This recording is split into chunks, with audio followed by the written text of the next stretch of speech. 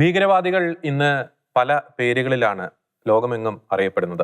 ചിലയിടങ്ങളിൽ അവർ പോരാളികൾ, ചിലയിടങ്ങളിൽ അവർ രക്തസാക്ഷികൾ, ചിലയിടത്ത് അവർ സ്വാതന്ത്ര്യ സമര സേനാനികൾ, എന്നാൽ ചിലർക്ക് അവർ മാനസിക രോഗികൾ, ചിലയിടത്ത് അവർ അഭയാർത്ഥികൾ. എന്നാൽ ഈ കൂട്ടരുടെ ഒക്കെ ലക്ഷ്യം എന്ന് പറയുന്നത് ഒന്ന് തന്നെയാണ്. ഇവരെ നയിക്കുന്ന തീവ്രവാദ ആശയങ്ങൾ എന്ന് പറയുന്നത് ഒന്ന് തന്നെയാണ്.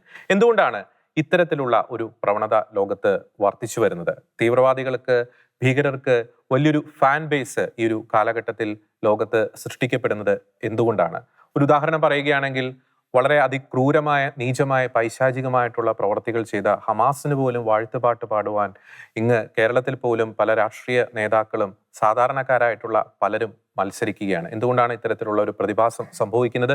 ഒപ്പം തന്നെ മറ്റൊരു പ്രധാനപ്പെട്ട ഒരു വിഷയം കൂടിയുണ്ട്. അഭയാർത്ഥികളുടെ മറവിൽ യൂറോപ്പിൽ അധിനിവേശം സ്ഥാപിക്കാൻ ശ്രമിക്കുന്ന ചില ഇസ്ലാമിക തീവ്രവാദികൾ.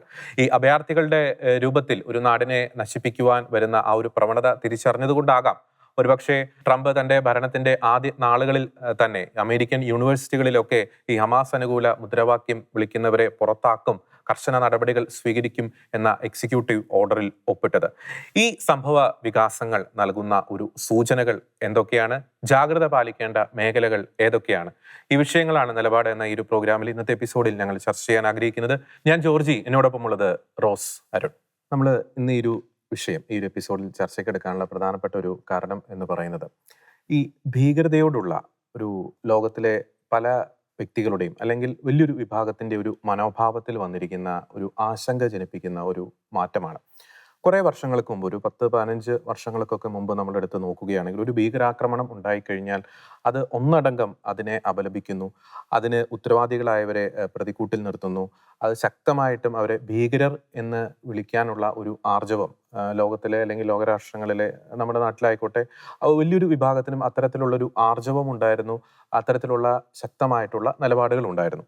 എന്നാൽ ഒരു പ്രത്യേക ഒരു കാലഘട്ടത്തിന് ശേഷം നമ്മൾ കൃത്യമായിട്ടും പറയുകയാണെങ്കിൽ, ഒരു 2 ടേണിംഗ് പോയിന്റ് നമുക്ക് ഈ സമകാലിക ചരിത്രത്തിൽ നമുക്ക് അതിനെ ചൂണ്ടിക്കാണിക്കാൻ സാധിക്കും. ഒന്ന്, ഈ സിറിയയിലും ഒപ്പം തന്നെ ഇറാഖ് പോലുള്ള രാജ്യങ്ങളിലുമൊക്കെ നടന്ന, മിഡിൽ ഈസ്റ്റിൽ നടന്ന ഒരു ആഭ്യന്തര കലാപം, അതിന് ശേഷം നടന്ന ഒരു അഭയാർത്ഥി പ്രവാഹം, യൂറോപ്പിലേക്ക് നടന്ന അഭയാർത്ഥി പ്രവാഹം, അത് ഒരു ഫസ്റ്റ് ടേണിംഗ് പോയിന്റ്.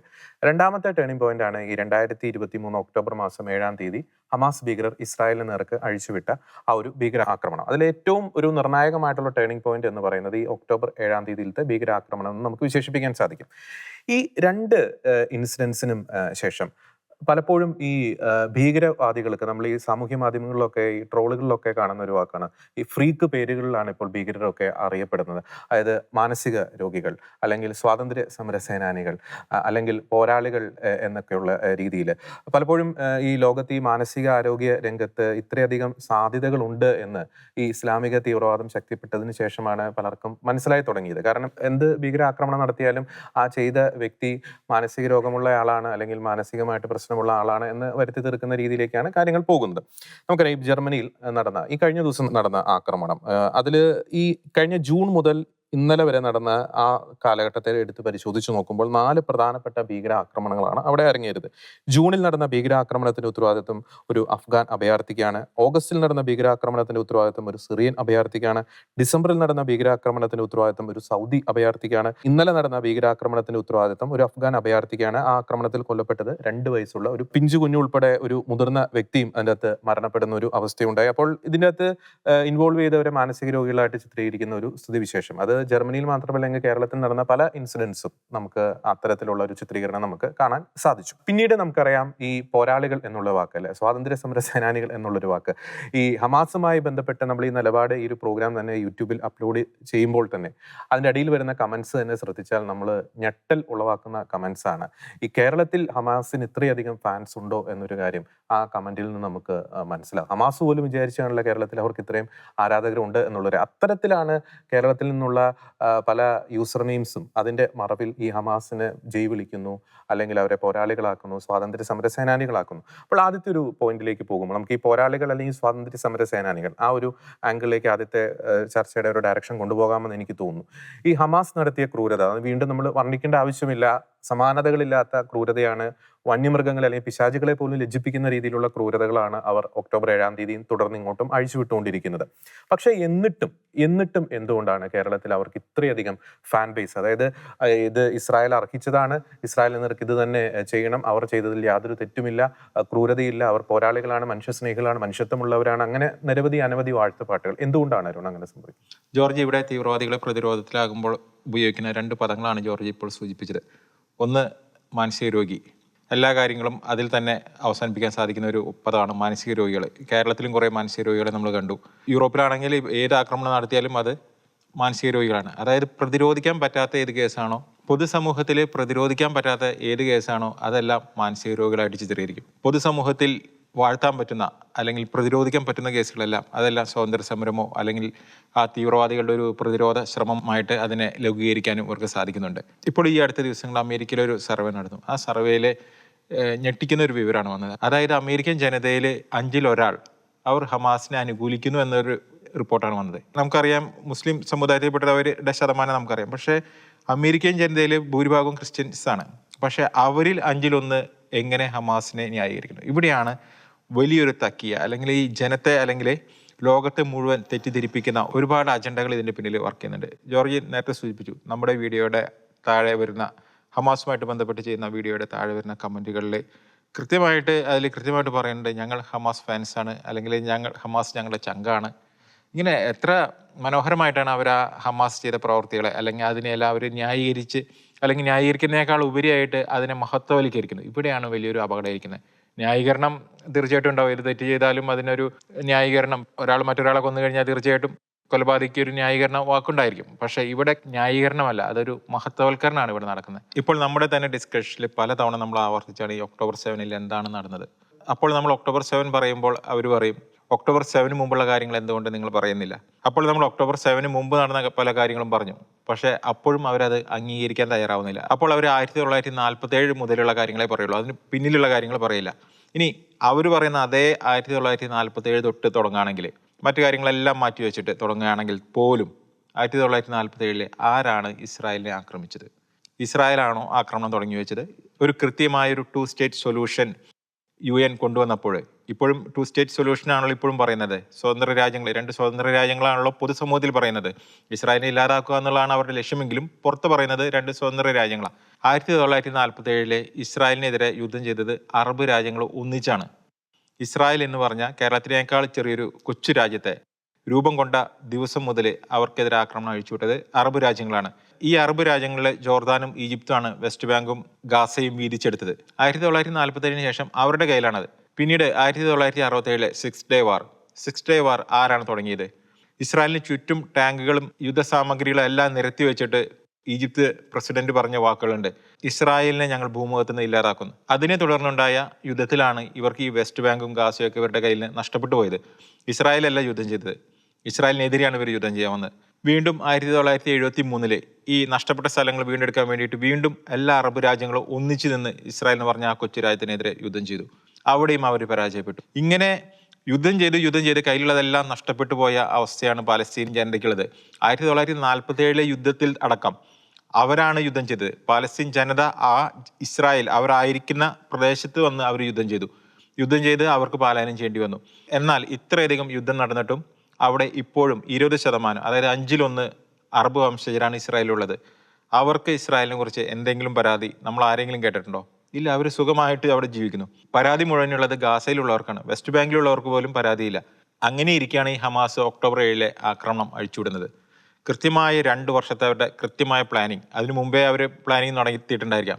പക്ഷേ അവരതിന് പറയുന്ന ന്യായീകരണങ്ങൾ, അല്ലെങ്കിൽ ഇവിടെയുള്ളവരെ നമ്മളോട് പറയാറുണ്ട്, ഒക്ടോബർ 7 മുമ്പത്തെ കാര്യങ്ങൾ നിങ്ങൾ എന്തുകൊണ്ട് പറയുന്നില്ല എന്ന്. ഒക്ടോബർ 7 മുമ്പുണ്ടായ അവരുടെ ആക്രമണത്തിന് പറഞ്ഞ ന്യായീകരണങ്ങളിൽ ഒന്ന്, ആക്രമണത്തിന്റെ പേര് തന്നെ അലക്സ ഫ്ലഡ് എന്നാണ് പേരിട്ടത്. ഈ അലക്സ ഫ്ലഡ് അവർ ആ പേരിടാൻ കാരണം അതിന്റെ 1 വർഷം മുമ്പ് നടന്ന അലക്സ മോസ്കിലെ ഏപ്രിൽ മാസത്തിൽ നടന്ന ഇസ്രായേലിന്റെ ചില കടന്നുകയറ്റങ്ങളെ കുറിച്ചാണ്. അപ്പൊ അതിന്റെ ഒരു സാഹചര്യം എന്തായിരുന്നു? ആ ഏപ്രിൽ മാസത്തില് ക്രിസ്ത്യാനികളുടെയും ജൂതന്മാരുടെയും മുസ്ലിംസിന്റെയും തിരുനാളുകൾ ഒരുമിച്ച് വരുന്ന ദിവസത്തില് അവിടെ ഏതാനും ഇസ്രായേൽക്കാർ ടെമ്പിൾ മൗണ്ടിൽ പാസോറിന്റെ ഭാഗമായിട്ട് കുഞ്ഞാടിനെ ബലികഴിക്കും എന്നുള്ള ഒരു പ്രചരണം അഴിച്ചുവിട്ടതിനെ തുടർന്ന് ഇസ്രായേൽ 100% ഉറപ്പ് പറഞ്ഞ് അങ്ങനെ ഒരു സംഭവം അവിടെ ഉണ്ടാകില്ല എന്ന് ഉറപ്പ് പറഞ്ഞതിന് ശേഷം ഈ അലക്സ മോസ്കിലെ ഈ വിശ്വാസികൾ മുഴുവൻ തടിച്ചുകൂടി. അതിനുശേഷം അവരവിടെ ഒരു ബാരിക്കേഡ് തീർത്തു. അതിൻ്റെ അകത്ത് നിന്ന് ഇസ്രായേൽ പോലീസ് നേരെ പടക്കങ്ങളും കല്ലേറും, മോസ്കിൻ്റെ ഉള്ളിൽ കല്ലുകൾ ശേഖരിച്ച് വെച്ച് മോസ്കിന്ന് കല്ലേറ് തുടങ്ങി. ഇതിൻ്റെ ഭാഗമായിട്ട് ഇസ്രായേലിൻ്റെ ഭാഗത്തു നിന്നുള്ള തിരിച്ചടി, അല്ലെങ്കിൽ അവിടെ റെയ്ഡ് ഉണ്ടായി. അതിൽ 50ഓളം പേർക്ക് പരിക്കേറ്റു, ഏകദേശം 400ഓളം പേരെ അറസ്റ്റ് ചെയ്തു. ഇത്രയാണ് ഉണ്ടായ സംഭവം. ഈ സംഭവത്തിന്റെ പേരിലാണ് ഇവർ കൊടുത്ത മറുപടി എന്ന് പറയുന്നത്. ഈ സംഭവം നടക്കുന്നതിനേക്കാളും 2 വർഷം മുമ്പേ ഇവർ പ്ലാൻ ചെയ്ത കാര്യം ഈ സംഭവത്തിന്റെ പേരിൽ ഇവർ അവിടെ നടപ്പാക്കുകയാണ്. ഈ അൽ-അക്സ മോസ്കിനെ കുറിച്ച് പറയുമ്പോൾ ഒരു കാര്യം കൂടി ഇവിടെ സൂചിപ്പിക്കേണ്ടതാണ്. മുസ്ലിമുകളെ സംബന്ധിച്ചിടത്തോളം അവരുടെ മൂന്നാമത്തെ ഒരു വിശുദ്ധ സ്ഥലമായിട്ടാണ് അൽ-അക്സ മോസ്കിനെ കാണുന്നതെങ്കിൽ, ജൂതന്മാരെ സംബന്ധിച്ചിടത്തോളം അവരുടെ ഏറ്റവും പവിത്രവും പ്രധാനമായ ഏരിയയാണ് ഈ ടെമ്പിൾ മൗണ്ട്. ഈ ടെമ്പിൾ മൗണ്ടിലാണ് അൽ-അക്സ മോസ്ക് ഇരിക്കുന്നത്. ഈ ടെമ്പിൾ മൗണ്ടിൽ നിന്നുകൊണ്ടാണ് വിലാപ മതിലിൽ അവരിരുന്ന് കരയുന്നത് അവരുടെ ദേവാലയത്തിന്റെ പുനർനിർമ്മിതിക്കായിട്ട്. ഇനി അൽ-അക്സ മോസ്കിൽ എന്തൊക്കെയാണ് നടന്നിരുന്നത്? നമ്മുടെ കയ്യിൽ തന്നെ എത്ര വീഡിയോകൾ നമുക്ക് വന്നുപോയി. ഞങ്ങൾ റോമിനെ കീഴടക്കും എന്നുള്ള മുസ്ലിം പണ്ഡിതന്മാരുടെ ഭീഷണികൾ നമ്മൾ അവിടെ നിന്ന് ഉയർന്നു കേട്ടത് കൃത്യം നമ്മുടെ കയ്യിൽ ആ വീഡിയോകൾ തന്നെ ഉണ്ട്. അതുപോലെ തന്നെ ഇസ്രായേലിനെതിരെ എത്രയധികം ഭീഷണികളായിരുന്നു അവിടെ നിന്ന് മുഴങ്ങിക്കേട്ടത്. അതുകൊണ്ട് തന്നെ ഈ അൽ-അക്സ മോസ്കിന്റെ പരിസരത്ത് ഇസ്രായേലിന്റെ പോലീസ് ഉണ്ടാവുക സ്വാഭാവികമാണ്. ഈ ഒക്ടോബർ 7-ന് എന്താണ് സംഭവിച്ചത്? അന്ന് രാവിലെ തുടങ്ങിയ ആക്രമണമാണ്. ആദ്യം തന്നെ 5000ഓളം റോക്കറ്റുകൾ, ലോകത്തെ ഏതെങ്കിലും രാജ്യത്തിന് താങ്ങാൻ പറ്റുന്ന അത്രയും എണ്ണമാണോ ഇത്? 5000 റോക്കറ്റുകളെ വിക്ഷേപിച്ചു എന്നാണ് ദെയ്ഫ് എന്ന് പറയുന്ന അവരുടെ കമാൻഡർ തന്നെ പറയുന്നത്. വെറും 20 മിനിറ്റിനുള്ളിൽ ഇതിൽ 12 പേർക്ക് കാഷ്വാലിറ്റി ഉണ്ടാവുന്നു, ബാക്കിയെല്ലാം മയോണ്ടോം തടയുന്നു, പലതും അവിടെ എത്തുന്നില്ല. ഇത്രയും വലിയൊരു ആക്രമണം ഇസ്രായേൽ എന്ന് പറഞ്ഞ രാജ്യത്തിന് നേരെ, അവിടുത്തെ സാധാരണ ജനത്തിന് നേരെ, അല്ലാതെ ഏതെങ്കിലും മിലിറ്ററി ബേസുകളിലേക്കോ ഒന്നുമല്ല ചെയ്തിരിക്കുന്നത്. അവിടുത്തെ സാധാരണ ജനങ്ങളിലേക്ക് 5000 റോക്കറ്റ് വിക്ഷേപിച്ചവർ. 5000 റോക്കറ്റ് വിക്ഷേപിച്ച് പിന്നാലെ നടന്നത് 6000ഓളം പേര്. ഈ 6000ഓളം പേരിൽ 3800 പേരാണ് ഹമാസുകാർ. ബാക്കി 2200 പേര് അത് ഗാസക്കാരാണ്. ഇവരെല്ലാവരും കൂടി ഈ 6000 പേര് ഒന്നിച്ച് കയറിയിട്ട് അവർ ആ നോവ മ്യൂസിക് ഫെസ്റ്റിവലിൽ നേരെ ചെന്ന് അവിടെ സാധാരണ മനുഷ്യരെ അവർ നേരെ വെടിവെക്കുന്നു. ഇവർ ഏതൊക്കെ രീതിയിലാണ് വന്നത്? പാരഗ്ലൈഡ് വഴി വന്നു, സ്പീഡ് ബോട്ട് ഉപയോഗിച്ചു, മോട്ടോർ സൈക്കിൾ ഉപയോഗിച്ചു, ഇങ്ങനെ എല്ലാവിധ സംവിധാനങ്ങളോട് കൂടിയിട്ട് ഇവർ തുരുതുര വെടിവെക്കുന്നു. യാതൊരു ദാക്ഷിണ്യവും ഇല്ലാതെ പച്ച മനുഷ്യരെ, സാധാരണക്കാരായ മനുഷ്യരെ വെടിവെച്ചു കൊല്ലുന്നു. അതിനുശേഷം അവരുടെ അപ്പാർട്ട്മെന്റുകളിൽ പോയി, അതിനുശേഷം അവരുടെ കമ്മ്യൂണിറ്റികളിൽ പോയി. ഈ കമ്മ്യൂണിറ്റികളിൽ പോയിട്ട് ഓരോ കമ്മ്യൂണിറ്റിയിലും ചെന്ന് അപ്പാർട്ട്മെന്റുകളും ഇതെല്ലാം തീയിടുകയും വെടിവെക്കുകയും നേരെ നടത്തിയത് കൂട്ടക്കൊലകൾ. കൊച്ചു കുഞ്ഞിനെ, 10 മാസമുള്ള തൊട്ടിൽ കിടക്കുന്ന കുട്ടിയെ തലയിൽ വെടിവെച്ച് കൊല്ലുന്നു. സ്ത്രീകളുടെ ജനനേന്ദ്രിയത്തിലേക്ക് വെടിവെക്കുന്നു. എത്ര ക്രൂരതകളാണ്! ബലാത്സംഗങ്ങൾ തൊട്ടുള്ള മറ്റെല്ലാവിധ അക്രമങ്ങളും ക്രൂരതകളും അവർ ആ ജനത്തോട്, അവർക്ക് ചെയ്യാൻ പറ്റുന്നത് എന്തൊക്കെയോ അതെല്ലാം അവരവരോട് ചെയ്തു. അങ്ങനെ 1200ഓളം പേരെ അവർ കൊലപ്പെടുത്തി. 70 അറബികളെയും അവർ കൊലപ്പെടുത്തിയിട്ടുണ്ട്. 38 പിഞ്ചു പൈരങ്ങൾ അവർ കൊലപ്പെടുത്തിയിട്ടുണ്ട്. അവിടെ ജോലിക്കായിട്ട് വന്നിട്ടുള്ള തായ്വാൻകാരെയും നേപ്പാളീസിനെയും അവർ കൂട്ടക്കൊല ചെയ്തിട്ടുണ്ട്. ഇതൊന്നും കൂടാതെയാണ് 251 പേരെ അവർ പിടിച്ചു കൊണ്ടുപോകുന്നത്. എത്ര ക്രൂരമായിട്ടുള്ള കൊലപാതകങ്ങളാണ് അവർ ചെയ്തത്! എത്ര ക്രൂരമായിട്ടാണ് ഈ തട്ടിക്കൊണ്ടുപോകുന്നവർ തട്ടിക്കൊണ്ടുപോയതെന്ന് നമ്മൾ കണ്ടു. പലരുടെയും കയ്യിലും കാലിലും ഒക്കെ വെടിയേറ്റിട്ടാണ് അവരെ ചോരയിൽ കുളിച്ചിട്ടാണ് അവരെ കൊണ്ടുപോകുന്നത് കണ്ടത്. ഇതെല്ലാം കഴിഞ്ഞിട്ട് ഇതിനെല്ലാം ന്യായീകരിക്കാൻ ഒരു മനുഷ്യർക്ക് മാത്രമേ സാധിക്കുള്ളൂ. അത് തീവ്രവാദികൾക്കേ സാധിക്കൂ. നമ്മൾ ഈ വിഷയങ്ങൾ സംസാരിക്കുമ്പോൾ ഹമാസിനെ അനുകൂലിക്കുന്നുണ്ടെങ്കിൽ അവർ തീവ്രവാദികളാണ് എന്ന് തന്നെ പറയേണ്ടി വരും. കാരണം തീവ്രവാദികൾക്കല്ലാതെ ഇത്തരം ക്രൂരതകളെ, സാധാരണ ജനത്തോടൊക്കെ ചെയ്യുന്ന ക്രൂരതകളെ, അതിനെ ന്യായീകരിക്കാൻ ഒരു കാരണവശാലും സാധിക്കില്ല. ഇസ്രായേൽ എന്ത് അതിക്രമങ്ങൾ ചെയ്തു എന്ന് ഇവർ ആരോപിച്ചാലും ആ അതിക്രമങ്ങൾക്കുള്ള മറുപടി ഇതാണോ എന്ന് ഇവർ തന്നെ പറയണം. ഇവർ ഈ കാര്യങ്ങളെല്ലാം മറച്ചു വെച്ച് അവരൊന്നും ചെയ്തിട്ടില്ല. അവസാനം ബന്ദികളെ മോചിപ്പിക്കുമ്പോൾ അവരുടെ മുഖത്ത് സന്തോഷമാണല്ലോ എന്ന് പറഞ്ഞിട്ടാണ് ഇവിടെ ന്യായീകരണം പറഞ്ഞത്. ഈ ബന്ദികളുടെ പലരും കൊല്ലപ്പെട്ടു. പല കമ്മ്യൂണിറ്റികളുടെയും 10% വരെ ജനം അവിടെ നിന്ന് നഷ്ടപ്പെട്ടു പോയി. വെറും ജനങ്ങളെ മാത്രം ലക്ഷ്യമിട്ട്, ജൂതൻ എന്ന ഒറ്റ പേരിൽ മാത്രം ജനങ്ങളെ കൂട്ടക്കൊല ചെയ്ത ഈ തീവ്രവാദികളെ, ഈ ഭീകരരെ ന്യായീകരിക്കാനും അവരെ മഹത്വവൽക്കരിക്കാനും പറയുന്ന ന്യായങ്ങൾ അതെങ്ങനെ സമ്മതിക്കും? ഇപ്പോൾ തന്നെ 46,000 പേര് ഗാസയിൽ കൊല്ലപ്പെട്ടിട്ടുണ്ടെങ്കിൽ അതിൻ്റെ പൂർണ്ണ ഉത്തരവാദിത്തം ആർക്കാണ്? ഏതെങ്കിലും ഒരു രാജ്യം ഇസ്രായേലിനെ പോലെ ആയുധശേഷിയുള്ള ഒരു പരമാധികാര രാജ്യത്തിൽ, ഇസ്രായേൽ വേണ്ട വേറെ ഏത് രാജ്യമായിക്കോട്ടെ, ആ രാജ്യത്ത് ഇങ്ങനെ ഒരു പണി ചെയ്തു കഴിഞ്ഞാൽ ആ രാജ്യം എങ്ങനെ പ്രതികരിക്കുന്നു? അത്രേ, ഒരു പക്ഷേ അതിനേക്കാൾ കുറവേ ഇസ്രായേൽ പ്രതികരിച്ചിട്ടുള്ളൂ. കാരണം ഇസ്രായേലിനെ സംബന്ധിച്ചിടത്തോളം ഹമാസ്, ഇത്രയും ക്രൂരത ചെയ്ത ഹമാസിനെ ഇല്ലാതാക്കേണ്ടത് അവരുടെ ആവശ്യമായിരുന്നു. ഈ ഹമാസ് പോയി ഒളിച്ചിരിക്കുന്ന ആരുടെ കൂടിയാ? അവിടുത്തെ ജനങ്ങളുടെ ഇടയിലെ. അവിടുത്തെ ജനങ്ങൾ തന്നെ അവർക്ക് സംരക്ഷണം കൊടുക്കുന്നു. അപ്പോൾ ഉറപ്പാണ് തീവ്രവാദികൾ ആക്രമിക്കപ്പെടുമ്പോൾ അവിടുത്തെ ജനങ്ങളും മരിച്ചു വീഴുമെന്നുള്ള കാര്യത്തിൽ യാതൊരു സംശയവുമില്ല. മുമ്പൊരു നിലപാടിൽ ഞാൻ സൂചിപ്പിച്ചിട്ടുള്ളതാണ്. ഇതേ ആക്രമണങ്ങൾ തന്നെയാണ് ഇസ്രായേല് ഹിസ്ബുള്ളകൾക്ക് നേരെ നടത്തിയത്. അവിടെ ഇങ്ങനെ 4000 പേര് മരിച്ചപ്പോൾ അതിൽ 3800 ഹിസ്ബുള്ള തീവ്രവാദികളായി. അവിടെ 200ഓളം പേര് മാത്രമേ സാധാരണ ജനങ്ങൾ മരിച്ചുള്ളൂല്ലോ. അപ്പോൾ കാരണം ഇതാണ്, ഇസ്രായേൽ ഹമാസിനെ ആക്രമിച്ചിട്ടുണ്ടെങ്കിൽ അതിന് കൃത്യമായ കാരണമുണ്ട്. ആ കാരണം ലോകം മുഴുവൻ കണ്ടതാണ്. ആ ആക്രമണത്തിൽ സാധാരണ ജനങ്ങൾ മരിച്ചിട്ടുണ്ടെങ്കിൽ അതിനും കൃത്യമായ കാരണമുണ്ട്. അതിൻ്റെ ഉത്തരവാദിത്തം ഹമാസിന് മാത്രമല്ല, ഗാസയിലെ ജനങ്ങൾക്കുണ്ട്. അവരുടെ ഹമാസ് പ്രണയമാണ് അവരുടെ ഈ നാശത്തിനും അവരുടെ ഇന്ന് അവരനുഭവിക്കുന്ന ദുരിതങ്ങളുടെയും പ്രധാന കാരണം. ജിഹാദിലൂടെ ഇസ്രായേലിനെ ഇല്ലാതാക്കും എന്ന് പറയുന്ന ഹമാസിനെ അവർ എന്ന് നെഞ്ചിലേറ്റിയോ അന്ന് തുടങ്ങി അവരുടെ കഷ്ടപ്പാടും ദുരിതങ്ങളും. ഈ ഇസ്രായേൽ തന്നെയാണല്ലോ ഗാസയുടെ 80% വൈദ്യുതി കൊടുക്കുന്നത്. ഇവർ ആക്രമണം നടത്തിയ അതേ സ്ഥലത്തേക്കാണല്ലോ ഗാസയിൽ നിന്ന് ജനങ്ങൾ വന്ന് അവിടെ ജോലിയെടുത്ത് മടങ്ങിപ്പോയിരുന്നത്, ദിവസവും വന്നു പോയിരുന്നത്. അതേ ഗാസക്കാരെ ഹമാസിന് വേണ്ടിയിട്ട് അവർ എവിടെ വർക്ക് ചെയ്തോ, അവർ ആരുടെ കയ്യിൽ നിന്ന് ശമ്പളം വാങ്ങിയോ, അതേ ആൾക്കാരെ തന്നെ ഒറ്റുകൊടുത്ത് അവിടുത്തെ മാപ്പും ആ സ്ഥലത്തിന്റെ ഓരോ പ്രത്യേകതകളും റോഡ് മാപ്പും എല്ലാം കൃത്യമായിട്ട് അവർ അങ്ങോട്ട് കൊടുത്തു. ഹമാസ് പറഞ്ഞ ഒക്ടോബർ 7 മറ്റൊരു ന്യായീകരണമായിരുന്നു ബ്ലോക്കേഡ്. പാലസ്തീൻകാർക്ക് വേണ്ടത് ഇസ്രായേൽ തടയുന്നു എന്നുള്ള ഒരു ആരോപണമായിരുന്നു അവർ രണ്ടാമത് ഉന്നയിച്ചത്. ഇവിടെ പാലസ്തീൻകാർക്ക് കിട്ടാത്തത് എന്താണുള്ളത്? അവിടുത്തെ ടണലുകളുടെ ഇൻഫ്രാസ്ട്രക്ചർ, അവരുടെ ആയുധശേഷി, അവരുടെ കയ്യിലുള്ള മിസൈലുകൾ, ജനത്തിന് വേണ്ടതെല്ലാം അവർ ആയുധങ്ങൾക്കും ടണലുകൾക്കുമായിട്ട് മാറ്റിവെച്ചിട്ടില്ലായിരുന്നെങ്കിൽ എന്നേ ഈ ഗാസ സ്വർഗമാകുമായിരുന്നു. അപ്പോൾ ഇത്രയ്ക്കധികം കാര്യങ്ങളെല്ലാം വ്യക്തമായിട്ടും തീവ്രവാദത്തെ ന്യായീകരിച്ചുകൊണ്ടിരിക്കുകയാണ്. ഇവിടെ തീവ്രവാദികളെ ന്യായീകരിച്ചുകൊണ്ടിരിക്കുകയാണ്. ഇതിൻ്റെ ഉള്ളിലേക്ക് ഒരു പ്രത്യയശാസ്ത്രം കടന്നു വരുന്നതാണ് എല്ലാ വിഷയത്തിനും കാരണം. പക്ഷെ ഇതെല്ലാം ലോകത്തെ ഇവർക്ക് കൺവിൻസ് ചെയ്യാൻ സാധിക്കുന്നു എന്നിടത്താണ് ഇവരുടെ വിജയം. ഓക്കെ, അപ്പം അരുൺ സൂചിപ്പിച്ചതുപോലെ ഈ തീവ്രവാദികളെ സ്വാതന്ത്ര്യ സമര സേനാനികളായി അല്ലെങ്കിൽ ഇത്രത്തോളം ക്രൂരതകൾ ചെയ്തവരെ പോരാളികളായി വിശേഷിപ്പിക്കുന്നവർ അവരും തീവ്രവാദികളാണെങ്കിലും തീവ്രവാദത്തെ സപ്പോർട്ട് ചെയ്യുന്നവരാണ്. മറ്റൊരു കാര്യം കൂടി നമ്മൾ തുടക്കത്തിൽ പറഞ്ഞതുപോലെ ഇവരെ പോരാളികൾ അല്ലെങ്കിൽ സ്വാതന്ത്ര്യ സമര സേനാനികൾ എന്ന വാക്കിൽ മാത്രമല്ല പലരും വെള്ളപൂശുന്നത്, അല്ലെ? നമ്മൾ പല ഇൻസിഡൻസും പ്രത്യേകിച്ച് യൂറോപ്പിലും നമ്മൾ കേരളത്തിലും നടക്കുന്ന തീവ്രവാദ സ്വഭാവമുള്ള പല പ്രവർത്തനങ്ങളിലും പല ആക്രമണങ്ങളിലും പല അതിക്രമങ്ങളിലും പല അവഹേളനങ്ങളിലും അതിന് പിന്നിൽ പ്രവർത്തിച്ചവരെ ഇങ്ങനെ മാനസിക രോഗികളായിട്ട് ചിത്രീകരിക്കുന്നു, അതിനെ അങ്ങ് നിസ്സാരവൽക്കരിക്കുന്നു. നമുക്കറിയാം ഇത്തരത്തിലുള്ള നിസ്സാരവൽക്കരണം മൂലം അത്തരത്തിലുള്ള സംഭവങ്ങൾ പലപ്പോഴും ആവർത്തിക്കപ്പെടുന്നു. എന്തുകൊണ്ടാണ് റോസ് അങ്ങനെ സംഭവിക്കുന്നത്? ഇങ്ങനെ ഒരു ചിത്രീകരണത്തിന് പിന്നിലുള്ള ഒരു ലക്ഷ്യം എന്താണ്? ലോകത്തിന്റെ പല ഭാഗങ്ങളിൽ ഇന്ന് ഈ നൂറ്റാണ്ടിൽ സംഭവിച്ചുകൊണ്ടിരിക്കുന്ന പല ആക്രമണങ്ങളും അതിന്റെ പെർപെട്രേറ്റേഴ്സ് പലപ്പോഴും ആ ആക്രമണങ്ങൾ തുറന്നു വിടുന്നവരും അവർ പലപ്പോഴും ഒരു മാനസിക രോഗികൾ അല്ലെങ്കിൽ ബിഹേവിയറൽ ഡിസോർഡർ ഉള്ളവരാണ് എന്നൊരു പുകമറയിൽ അത്തരം ആക്രമണങ്ങളുടെ ഒരു ഗൗരവം അത് കുറച്ച് വളരെ ലാഘവത്തോടെ അല്ലെങ്കിൽ അതൊരു ഐസൊലേറ്റഡ് സംഭവമാണ്, അത് ആ ഒരു വ്യക്തിക്ക് ആ ഒരു ഡിസോർഡർ ഉള്ളവർ മാത്രം സംഭവിച്ചതാണ്, ഇനി അങ്ങനെ ഒരു ആക്രമണത്തിന് സാധ്യതയില്ല എന്നൊക്കെയുള്ള പേരിൽ അതിനെ നിസ്സാരവൽക്കരിച്ച് അതിനെ ലഘൂകരിച്ച് കാണുന്ന ഒരു പ്രവണത പലപ്പോഴായിട്ട് വർദ്ധിച്ചു വരികയാണ്. പ്രത്യേകിച്ചും ഈ ക്രൈസ്തവ ദേവാലയങ്ങൾക്കെതിരെ ഉണ്ടാകുന്ന ആക്രമണങ്ങൾ, ക്രൈസ്തവ ദേവാലയങ്ങൾ കത്തിക്കുന്ന സംഭവങ്ങൾ, ക്രൈസ്തവരുടെ സ്റ്റാച്യൂസ്, ഈശോയുടെ സ്റ്റാച്യൂസ്, മാതാവിൻ്റെ സ്റ്റാച്യൂസ് ഒക്കെ ഡാമേജ് ചെയ്യുന്ന സംഭവങ്ങൾ, തകർക്കുന്ന സംഭവങ്ങൾ, ഇങ്ങനെയൊക്കെ ചെയ്യുന്നവരെല്ലാം അവരുടെ ഡിസോർഡറാണ്, അതിൽ പ്രത്യേകിച്ച് ആശങ്കപ്പെടാനൊന്നുമില്ല എന്നൊക്കെയുള്ള ഒരു ധാരണകളാണ് ഇപ്പോൾ വർദ്ധിച്ചു വരുന്നത്. ഉദാഹരണത്തിന് പറയുകയാണെങ്കിൽ ഫ്രാൻസിലെ നാൻഡസ് കത്തീഡ്രൽ 2020 ഒരു 42-കാരനായ റുവാണ്ടൻ അഭയാർത്ഥിയാണ് കത്തിച്ചത്.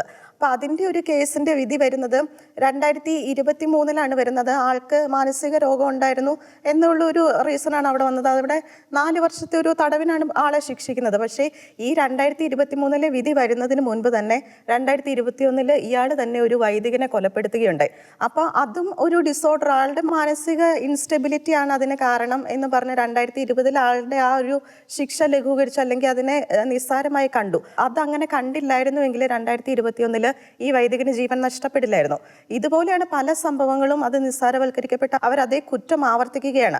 ജെനുവിനായിട്ടുള്ള മാനസിക രോഗികൾ അല്ലെങ്കിൽ ശരിക്കും ഇൻസ്റ്റെബിലിറ്റി ഉള്ളവർ ഇതിൻ്റെ ഉള്ളിൽ ഉണ്ടാകാം. പക്ഷേ ഈ ഇൻസ്റ്റെബിലിറ്റി ഉള്ളവരുടെ ഒരു കാര്യം മുതലെടുത്തുകൊണ്ട് പലരും ആ ഒരു സിറ്റുവേഷനെ മുതലെടുത്ത് ആ പേരിൽ ക്രൈംസ് തുറന്നു വിടുന്ന ഒരു സാഹചര്യമാണുള്ളത്. 2024 ബിഷപ്പ് മാറി എമ്മാനുവലിന് നേരെ ഒരു 16-കാരൻ കത്തിവെച്ച് കുത്തിയുണ്ടായ ആക്രമണം, അത് ആ കുട്ടി 16 വയസ്സുള്ളൂ, ആ കുട്ടിയുടെ മെന്റൽ ഡിസോർഡർ ആണെന്നാണ് പറഞ്ഞത്. പക്ഷെ അതിനു മുമ്പ് 2 ദിവസം മുമ്പ് അവിടെ ഒരു ഷോപ്പിംഗ് മോളിലുണ്ടായ ആക്രമണത്തിൽ 6 പേര് കൊല്ലപ്പെട്ടത്. ആ 6 പേര് കൊല്ലപ്പെട്ട സംഭവത്തിന് ഉത്തരവാദി മാനസിക ഡിസോർഡറിനാണെന്നാണ് പറഞ്ഞത്. അപ്പോൾ ഇങ്ങനെ ഈ മാനസിക ഡിസോർഡറിന്റെ പേരിൽ ക്രൈംസ് സൊസൈറ്റിയിൽ കൂടി വരുന്നു. ഈ വിക്ടിംസിനോടുള്ള സിമ്പതിനേക്കാളും ഒരു സിമ്പതി പോകുന്നത് അത് തുറന്നു വിടുന്നവരോട്, ഈ പെർപെട്രേറ്റേഴ്സിനോടാണ് ആ സിമ്പതി പോകുന്നത്. അപ്പം അതിൻ്റെ പേരിൽ സമൂഹത്തിൽ വർദ്ധിച്ചു വരുന്ന ക്രൈമുകളിലേക്ക് ഒരു ശ്രദ്ധ പലപ്പോഴും തിരിയുന്നില്ല, അതാണ് സത്യം. അപ്പം ഈ ഒരു കാര്യം മുതലെടുത്ത് പലയിടത്തും തീവ്രവാദ സംഭവങ്ങൾ, തീവ്രവാദ ആക്രമണങ്ങളും ഈ ഒരു സംഭവത്തിൻ്റെ പുകമറയിൽ ഇങ്ങനെ പലയിടങ്ങളിലും വർദ്ധിച്ചു വരുന്നു. പ്രത്യേകിച്ച് ക്രൈസ്തവ വിരുദ്ധ ആക്രമണങ്ങൾ, ഇസ്ലാമിക തീവ്രവാദ ആക്രമണങ്ങളൊക്കെ ഈ ഒരു മാനസിക രോഗം, മാനസിക രോഗം ശരിക്കും പറഞ്ഞാൽ തീവ്രവാദം എന്ന് പറയുന്നത് ഒരു മാനസിക രോഗം തന്നെയാണ്. അതൊരു പ്രത്യേക തരം പ്രത്യയശാസ്ത്രം, അത് തലയ്ക്ക് പിടിച്ച ഒരു മാനസിക ഭ്രാന്ത് തന്നെയാണ് ഈ തീവ്രവാദം. അതൊരു വിധത്തിൽ പറഞ്ഞാൽ ശരിയാണെങ്കിലും ഈ മാനസിക രോഗം എന്ന ഒരു ഓമന പേരിട്ട് വിളിച്ച് അതിൻ്റെ ഗൗരവം കുറച്ച് കാണിച്ച് അതിൻ്റെ ഒരു യഥാർത്ഥ ഭവിഷ്യത്തുകളിലേക്ക്, അതിന് സൊസൈറ്റിയിലുള്ള ഒരു ദൂഷ്യഫലങ്ങളിലേക്കുള്ള ഒരു ശ്രദ്ധ തിരിയേണ്ടതിന് പകരം അതിനെ നിസ്സാരവൽക്കരിക്കുന്ന ഒരു പ്രവണതയാണ് കണ്ടുവരുന്നത്. ജോർജ്, ഇവിടെ പള്ളി കത്തിച്ചാലും ബൈബിൾ കത്തിച്ചാലും മാനസിക രോഗികൾ, വൈദികനെ കഴുത്തറുത്താൽ അത് മാനസിക രോഗം, ക്രൈസ്തവരെ ആക്രമിച്ചാൽ മാനസിക രോഗം, ജൂതന്മാരെ ആക്രമിച്ചാൽ മാനസിക രോഗം. ഇവിടെ പരിശോധിക്കപ്പെടേണ്ട ഒരു കേസുണ്ട്. ഇവർക്ക് എന്തുകൊണ്ട് ഈ മാനസിക രോഗികൾ എന്തുകൊണ്ട് അവരുടെ സ്വന്തക്കാരെ ആക്രമിക്കുന്നില്ല, അവരുടെ മാതാപിതാക്കളെ ആക്രമിക്കുന്നില്ല, ബന്ധുക്കളെ ആക്രമിക്കുന്നില്ല, അവരുമായിട്ട് ബന്ധപ്പെട്ട ആരെ ആക്രമിക്കുന്നില്ല? ഇവർക്ക് എപ്പോഴും ഈ രോഗമുള്ളത് ഇതര മതസ്ഥരോട് മാത്രമാണ്. അപ്പോൾ ഉറപ്പാണ് ഇതൊരു മാനസിക രോഗം തന്നെയാണ്. പക്ഷേ ഈ രോഗം ഉണ്ടാകുന്നത് ജന്മനാലല്ല. ഇത് അവർ പഠിക്കുന്ന അല്ലെങ്കിൽ അവർ മനസ്സിലാക്കുന്ന ചില പ്രത്യയശാസ്ത്രങ്ങൾ, അത് അവരുടെ തലയിൽ കയറി അത് അവരൊരു തീവ്ര ചിന്താഗതിക്കാരോ അങ്ങനെ ആ രീതിയിൽ അവർ മാനസിക രോഗികളായി മാറുകയോ ആണ് ചെയ്യുന്നത്. കറക്റ്റാണ്. കാരണം ഇപ്പോൾ പറഞ്ഞതുപോലെ ഈ ബുദ്ധിയുള്ള മാനസിക രോഗികളുടെ എണ്ണം കൂടിക്കൊണ്ടിരിക്കുക, അല്ലേ? ബുദ്ധിയുള്ള മാനസിക രോഗികളുടെ എണ്ണം കൂടിക്കൊണ്ടിരിക്കുക. അവരും ഈ ആക്രമണം നടത്തുന്നത് ഒരു പ്രത്യേക തലത്തേക്കാണ് ഒരു ആക്രമണം നടത്തുന്നത് മറ്റൊരു യാഥാർത്ഥ്യം. റോസ് നേരത്തെ പറഞ്ഞൊരു കാര്യമുണ്ട്, ഈ സിബ്മതിയുടെ പുറത്ത് ഈ തീവ്രവാദം ശക്തിപ്പെടുന്ന ഒരു കാര്യം. നേരത്തെ അരുൺ സൂചിപ്പിച്ചു, ഈ ഒക്ടോബർ 7-ാം തീയതി ഹമാസ് ഭീകരർ നടത്തിയ ആക്രമണം, അത് അവർ ഒറ്റ ദിവസം കൊണ്ട് ഇസ്രായേലിനെ അങ്ങ് ഇല്ലാതാക്കാം എന്ന ഒരു ലക്ഷ്യത്തോടു കൂടി തന്നെയാണ് അവർ ആക്രമണം നടത്തിയത്. പക്ഷേ ഈ യൂറോപ്പിലേക്ക് വന്ന ഒരു അഭയാർത്ഥി പ്രവാഹവും ഈ ഒക്ടോബർ 7-ാം തീയതി നടന്ന ആക്രമണവും ഈ സിമ്പതിയുടെ പുറത്ത് തീവ്രവാദത്തെ ശക്തിപ്പെടുത്താനുള്ള നീക്കവും ഇതെല്ലാം തമ്മിലൊരു കണക്റ്റഡ് ആണെന്നാണ് എനിക്ക് തോന്നുന്നത്. കാരണം ഒക്ടോബർ 7-ാം തീയതി ഒറ്റ ദിവസം കൊണ്ട് അവർ നടപ്പാക്കാൻ ഉദ്ദേശിച്ചത് ഈ യൂറോപ്പിലേക്ക് വന്ന അഭയാർത്ഥി പ്രവാഹത്തിലൂടെ ഒരു വർഷങ്ങൾ നീണ്ട ഒരു നീണ്ട പ്ലാനിലൂടെ യൂറോപ്പിൽ അവർ അത് നടപ്പാക്കാൻ ശ്രമിച്ചു. ഒരു കേസ് സ്റ്റഡി പറയാൻ ആഗ്രഹിക്കുന്നു. നമുക്കറിയാം, ഇപ്പോൾ ജർമ്മനിയിലെ ഒരു പശ്ചാത്തലം നമ്മൾ ചർച്ച ചെയ്തു. കഴിഞ്ഞ ജൂൺ മാസം മുതൽ ഏകദേശം 4ഓളം ഭീകര ആക്രമണങ്ങൾ ഉണ്ടായി. അതിന് പിന്നിൽ പ്രവർത്തിച്ചതും ഈ അഭയാർത്ഥികൾ തന്നെയാണ്. എങ്ങനെയാണ് ഈ ജർമ്മനിയിലെ ഒരു ഡെമോഗ്രഫി ചേഞ്ച് ചെയ്തത് നമ്മൾ വളരെ ഡീറ്റെയിൽ ആയിട്ടൊന്ന് നോക്കേണ്ടിയിരിക്കുന്നു. കാരണം 2003 മുതൽ 2013 വരെ ഈ ജർമ്മനിയിലേക്ക് വന്ന അഭയാർത്ഥികളുടെ ഒരു ആവറേജ് കണക്ക്, പെർ ഇയർ ആവറേജ് കണക്ക് എന്ന് പറയുന്നത് വെറും 34,000 മാത്രമാണ്. എന്നാൽ 2014 അത് 1,73,000 ഉയർന്നു. കാരണം എന്താണ്? ആ ഒരു കാലഘട്ടത്തിലാണ് സിറിയയിലും ഈ ഇറാഖ് പോലുള്ള മേഖലകളിലും ഒക്കെ ഈ ആഭ്യന്തര കലാപമൊക്കെ മൂർച്ഛിച്ച് അവിടെ നിന്നും അഭയാർത്ഥികൾ വരുന്നത്. പിന്നീട് ഈ 2015 അത് 1.1 മില്യൺ ആയിട്ട് ഉയരുന്ന ഒരു കാഴ്ച. നമുക്കറിയാം, തീവ്രവാദികളുടെ ഒരു പൊതു സ്വഭാവമാണ് ഈ പാല് കൊടുത്ത കൈക്ക് തന്നെ തിരിഞ്ഞു കുത്തുക എന്നത്. അതിൻ്റെ ഒരു ക്ലാസിക് എക്സാമ്പിളാണ് ജർമ്മനി ഈ അഭയാർത്ഥികളോട് ചെയ്തത്. ഈ 2015 മാത്രം ഏകദേശം 16 ബില്യൺ യൂറോയാണ് ഈ അഭയാർത്ഥികൾക്ക് വേണ്ടിയിട്ട് ജർമ്മനി സ്പെൻഡ് ചെയ്തത്. അതായത് അവരുടെ GDP-യുടെ 0.5%. അന്നത്തെ ഒരു കണക്കുകളൊക്കെ സൂചിപ്പിക്കുന്നത് ജർമ്മൻ പോപ്പുലേഷൻ്റെ ഏകദേശം 46% ഈ അഭയാർത്ഥികളെ ടേക്ക് കെയർ ചെയ്യാൻ വേണ്ടിയിട്ട്, അവരെ പരിചരിക്കാൻ വേണ്ടിയിട്ട്, അവരെ കെയർ ചെയ്യാൻ വേണ്ടിയിട്ടുള്ള ആക്ടിവിറ്റീസിലൊക്കെ ഇൻവോൾവ് ചെയ്തു എന്നാണ് പറയപ്പെടുന്നത്. ഒപ്പം തന്നെ ഇത്തരത്തിലുള്ള ഈ ഒരു അഭയാർത്ഥി പ്രവാഹം ജർമ്മനിയുടെ ഡെമോഗ്രഫിയെ എങ്ങനെ ചേഞ്ച് ചെയ്തു നമ്മൾ നോക്കുമ്പോൾ 2010 മുതൽ 2016 വരെയുള്ള കണക്കെടുത്ത് നാം പരിശോധിച്ച് നോക്കുമ്പോൾ അവിടെയുള്ള മുസ്ലിം ജനസംഖ്യ എന്ന് പറയുന്നത് 2010 3.3 മില്യൺ ആയിരുന്നു. അതായത് 4.1% ടോട്ടൽ പോപ്പുലേഷന്റെ. എന്നാൽ 2016 എത്തിയപ്പോൾ 5 മില്യൺ ആയിട്ട് ഉയർന്നു. നമുക്കറിയാം, ഒരു 6 വർഷം കൊണ്ട് ഏകദേശം ഇരട്ടിയോട് അടുത്തുള്ള ഒരു ഉയർച്ച അവിടെ സംഭവിച്ചിരിക്കുന്നു. അത് എന്താണ് പറയുന്നത്, ഒരു അധിനിവേശ സ്വഭാവമുള്ള ഒരു നീക്കം തന്നെയായിരുന്നു ഈ അഭയാർത്ഥി പ്രവാഹത്തിന്റെ മറവിൽ അവിടെ നടന്നത് എന്ന് നമുക്ക് കൃത്യമായിട്ട് മനസ്സിലാക്കാൻ സാധിക്കും. പിന്നെ നമ്മൾ സ്ഥിരം പറയുന്ന ഒരു പോയിന്റാണ്, ഈ സിറിയയിൽ നടന്ന ആഭ്യന്തര കലാപത്തിന്റെ പിന്നിൽ കൃത്യമായിട്ടുള്ള ലക്ഷ്യമുണ്ടായിരുന്നു, ഒരു അധിനിവേശമുണ്ടായിരുന്നു. അതിനെ സാധൂകരിക്കുന്ന മറ്റൊരു കണക്കൂടി അവതരിപ്പിക്കാൻ ഞാൻ ആഗ്രഹിക്കുകയാണ്. 2018 ഈ ജർമ്മനിയിൽ എത്തിയ ഈ സിറിയൻ അഭയാർത്ഥികളുടെ എണ്ണം എന്ന് പറയുന്നത് ഏകദേശം ഒരു 7 ലക്ഷത്തോളം വരും. അപ്പോൾ ഒരു സർവേയുടെ ഒരു കണക്ക് സൂചിപ്പിക്കുന്നത് ഈ 7 ലക്ഷം പേരിൽ 6,70,000 പേരും അവർ ജർമ്മനിയിലേക്ക് വരാനിടയായ സാഹചര്യം എന്ന് പറയുന്നത് സിറിയയിലെ ആഭ്യന്തര കലാപമാണ്. അപ്പോൾ ഈ സിറിയയിലെ ആഭ്യന്തര കലാപത്തിന്റെ ഒരു ലക്ഷ്യം എന്ന് പറയുന്നത് യൂറോപ്പിന്റെ ഒരു അധിനിവേശമായിരുന്നു. ഒക്ടോബർ 7 ഹമാസിന്റെ ഭീകരർ നടത്തിയ ആക്രമണത്തിന്റെ ലക്ഷ്യം എന്ന് പറയുന്നത് ഇസ്രായേലിനെ തകർക്കുക എന്നതായിരുന്നു. അപ്പോൾ ഇത് രണ്ടും തമ്മിലൊരു സമാനത നമുക്ക് കാണാൻ സാധിക്കും. മറ്റൊരു പ്രധാനപ്പെട്ട ഒരു കാര്യമുണ്ട്. നമ്മൾ ഈ 2015 വർഷത്തെ ചില സംഭവങ്ങൾ കൂടി നമ്മളെടുത്ത് പരിശോധിച്ച് നോക്കുമ്പോൾ ഈ സാധാരണ ജനങ്ങൾ യൂറോപ്പിന്റെ ഒരു വൈകാരികതയെ ചൂഷണം ചെയ്തുകൊണ്ട് എങ്ങനെ ഇവർ ഈ ഒരു അഭയാർത്ഥി പ്രവാഹത്തെ പ്രോത്സാഹിപ്പിച്ചു എന്നത് വളരെ ഞെട്ടിക്കുന്ന ചില കണക്കുകൾ നമ്മുടെ മുമ്പിൽ നൽകുന്നുണ്ട്. ഈ 2015 ഈ ഓഗസ്റ്റ് മാസം 8-ാം തീയതി ഈ ഓസ്ട്രേലിയ ഒരു ഹൈവേയിൽ ഒരു ട്രക്കിൽ 71ഓളം ഡെഡ് ബോഡികൾ കണ്ടെത്തി. അത് ഈ അഭയാർത്ഥികൾ സഞ്ചരിച്ച ഒരു വാഹനമാണ്. പിന്നീട് സെപ്റ്റംബർ 2-ാം തീയതി നമുക്കറിയാം അലൻ കുർദിയുടെ ഒരു ബോഡി ഈ അവിടെ ഒരു തീരപ്രദേശത്ത് നിന്ന് കണ്ടെത്തി. ഈ 2 ചിത്രങ്ങൾ ഉപയോഗിച്ച് അവിടുത്തെ മീഡിയാസ് നടത്തിയ വലിയൊരു പ്രൊപ്പഗണ്ടയുണ്ട്. അത് അതിഭീകരമാണ്. നമ്മൾ പലപ്പോഴും ഈ ഏഞ്ചല മേർക്കലിന്റെ ആ ഒരു പോളിസീസിനെ വിമർശിക്കുന്നുണ്ട്. അത് തീർച്ചയായും വിമർശന വിധേയമാക്കപ്പെടേണ്ടതാണ്. പക്ഷേ ഈ അഭയാർത്ഥികൾക്ക് അനുകൂലമായ ഒരു പൊതുബോധം സൃഷ്ടിക്കുന്നതിൽ അവിടുത്തെ മാധ്യമങ്ങൾ വളരെയധികം വിജയിച്ചു. ഞാനത് പറയാൻ കാരണം എന്ന് വെച്ചാൽ, നമ്മൾ ഈ ഹമാസിന് അനുകൂലമായിട്ടുള്ള ഒരു പൊതുബോധം സൃഷ്ടിക്കുന്നതിൽ ഇവിടുത്തെ പല മാധ്യമങ്ങളും പണിയെടുക്കുന്നത് സമാനമായിട്ടുള്ള രീതിയിൽ ജനത്തിന്റെ വൈകാരികത, ഈ ഹമാസിന്റെ അനുകൂലമായിട്ടുള്ള ഒരു മനോഭാവം എങ്ങനെയാണ് സൃഷ്ടിച്ചെടുക്കുന്നത്, ഗാസയിലെ ചില ചിത്രങ്ങൾ കാണിച്ച് ജനങ്ങളുടെ വൈകാരികത മുതലെടുക്കുന്നു. ഈ അഭയാർത്ഥികൾക്ക് അനുകൂലമായിട്ടുള്ള ഒരു സാഹചര്യം എങ്ങനെ അവർ സൃഷ്ടിച്ചെടുത്തു, ഇത്തരത്തിലുള്ള ചിത്രങ്ങൾ പർവ്വതീകരിച്ച് ഒരു വൈകാരികതയെ ചൂഷണം ചെയ്യുന്നു. മറ്റൊരു പ്രധാനപ്പെട്ട ഒരു ഇൻസിഡന്റ് അവിടെ നടക്കുകയുണ്ടായി. ഈ സെപ്റ്റംബർ മാസം 4 നമുക്കറിയാം, ഈ 2015 ജൂൺ മാസത്തോടുകൂടി ഹംഗറിക്ക് കാര്യം മനസ്സിലായിരുന്നു. ഹംഗറി കുറെ കൂടി കാര്യങ്ങൾ സ്ട്രിക്റ്റ് ആക്കിയതിനു ശേഷം ഈ അഭയാർത്ഥികൾ ജർമ്മനിയിലേക്ക്, ഓസ്ട്രേലിയയിലേക്കൊക്കെ വരാൻ തുടങ്ങി. പിന്നീട് ഈ സെപ്റ്റംബർ 4 അവർ നടത്തിയ വലിയൊരു തന്ത്രമുണ്ട്. ഏകദേശം 3000-ഓളം വരുന്ന അഭയാർത്ഥികൾ ഈ ബുഡാപെസ്റ്റ് റെയിൽവേ സ്റ്റേഷനിൽ നിന്നും 180 കിലോമീറ്റർ യാത്ര ചെയ്ത് ഈ ഓസ്ട്രേലിയയിലേക്കും ജർമ്മനിയിലേക്കും ഒരു പദയാത്ര നടത്തി. അതും അവരുടെ കൂടെ ടെലിവിഷൻ ക്രൂ ഉണ്ടായിരുന്നു, ക്യാമറ കണ്ണുകൾ ഉണ്ടായിരുന്നു. എല്ലാവരെയും കൂട്ടിയിട്ടാണ് ഈ ഒരു പദയാത്ര നടത്തുന്നത്. മാർച്ച് ഓഫ് ഹോപ്പ് എന്ന പേരിലാണ്. അത് ലോകം മുഴുവൻ ശ്രദ്ധ ആകർഷിച്ചു. എങ്ങനെയാണ് ഈ സിറിയയിൽ നിന്ന് വന്ന ഈ അഭയാർത്ഥികൾ, എങ്ങനെയാണ് അവർക്ക് ഇത്രയും മാധ്യമ ശ്രദ്ധ ആകർഷിക്കാൻ കഴിഞ്ഞത്? അവരുടെ കൂടെ ഈ ടെലിവിഷൻ ക്രൂവിനെ അവർക്ക് എങ്ങനെ കൊണ്ടുവരാൻ സാധിച്ചു? ക്യാമറ ക്രൂവിനെ എങ്ങനെ കൊണ്ടുവരാൻ സാധിച്ചു? അവർ പിന്നെ ജർമ്മൻ ബോർഡറിലേക്ക് എത്തിക്കഴിഞ്ഞപ്പോൾ ജർമ്മനി അതിർത്തികൾ തുറന്നിരുന്നു. യാതൊരു ചെക്കിംഗ് ഒന്നും കൂടാതെ 1.1 മില്യൺ അഭയാർത്ഥികളെ ജർമ്മനി സ്വീകരിച്ചു. അതിന്റെ ഒരു പരിണിത ഫലമാണ് ജർമ്മനിയുടെ അനുഭവിച്ചുകൊണ്ടിരിക്കുന്നത്. അതായത് നമ്മൾ നേരത്തെ പറഞ്ഞ അതേ പോയിന്റിലേക്ക് തന്നെയാണ്. മാനസിക രോഗികളാക്കി അവരുടെ ഒരു ലക്ഷ്യം സാധിച്ചെടുക്കാൻ നോക്കുന്നു, പോരാളികളാക്കി പർവ്വതീകരിച്ച് അവരെ വെള്ളപൂശാൻ നോക്കുന്നു.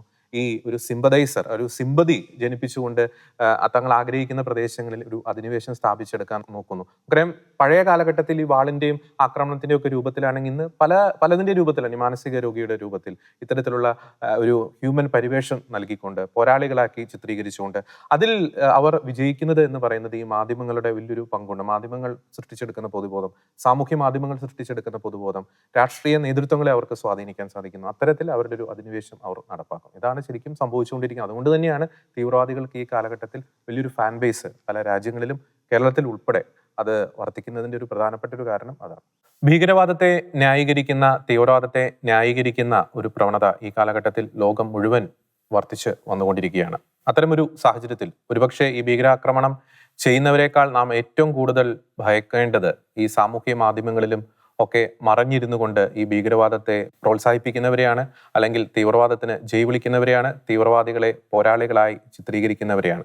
കാരണം അക്ഷരാർത്ഥത്തിൽ ഒരു തരത്തിൽ തന്നെ നമുക്ക് പറയാൻ സാധിക്കും, ഈ സമൂഹത്തിനിടയിൽ വിഷം ചീറ്റുവാൻ, ഭീകരതയുടെ വിത്തുകൾ വിതയ്ക്കുവാൻ ഒളിഞ്ഞും തെളിഞ്ഞും പരിശ്രമിച്ചുകൊണ്ടിരിക്കുന്ന സ്ലീപ്പർ സെല്ലുകളാണ് അവർ. അത് യൂറോപ്പിൽ ഒരു രൂപത്തിൽ അവർ തങ്ങളുടെ ലക്ഷ്യം സാധിച്ച് എടുക്കാൻ പരിശ്രമിക്കുന്നുണ്ടെങ്കിൽ മധ്യപൂർവേഷ്യയിൽ മറ്റൊരു രീതിയിലായിരിക്കും, കേരളത്തിൽ വേറൊരു രീതിയിലായിരിക്കും. അത്തരക്കാരുടെ പൊയ്മുഖങ്ങളാണ് ഇനി തുറന്ന് കാട്ടപ്പെടേണ്ടത്. അത്തരത്തിലുള്ള നീക്കങ്ങളാണ് ഇനി പൊളിച്ചെടുക്കേണ്ടത്. ഇത്തരം തീവ്രവാദ അനുകൂല ആശയങ്ങളുമായി ജീവിക്കുന്നവരെ, അവരെ കണ്ടെത്തുവാനും അവരെ ഒറ്റപ്പെടുത്തുവാനും കർശനമായിട്ടുള്ള ഒരു നടപടികൾ സ്വീകരിക്കുവാനുമുള്ള ഒരു ആർജവത്വം ഇവിടുത്തെ ഭരണകൂടങ്ങൾ കാണിക്കട്ടെ. അതല്ലാതെ ഭീകരാക്രമണം നടത്തുന്നവരെ മാനസിക രോഗികളാണ് എന്ന് പറയുന്ന അത്തരത്തിലുള്ള ക്യാപ്സ്യൂളുകൾ, ചില കോണുകളിൽ നിന്നും വരുന്ന ക്യാപ്സ്യൂളുകൾ, അത് അതേപടി പകർത്തി അത്തരം കുറ്റവാളികളെ രക്ഷപ്പെടുവാനുള്ള പഴുത് തീർക്കുവാൻ ഒരിക്കലും ഭരണകൂടങ്ങൾ കൂട്ടുനിൽക്കരുത് എന്ന ഓർമ്മപ്പെടുത്തലുമായി ഇന്നത്തെ നിലപാട്, ഈ ഒരു പ്രോഗ്രാമിലെ ഇന്നത്തെ എപ്പിസോഡ് ഞങ്ങൾ വൈൻഡപ്പ് ചെയ്യുന്നു. മറ്റൊരു വിഷയത്തിലെ നിലപാടുമായി ഞങ്ങൾ വീണ്ടും വരുന്നതായിരിക്കും. എല്ലാ പ്രിയപ്പെട്ട പ്രേക്ഷകർക്കും നന്ദി.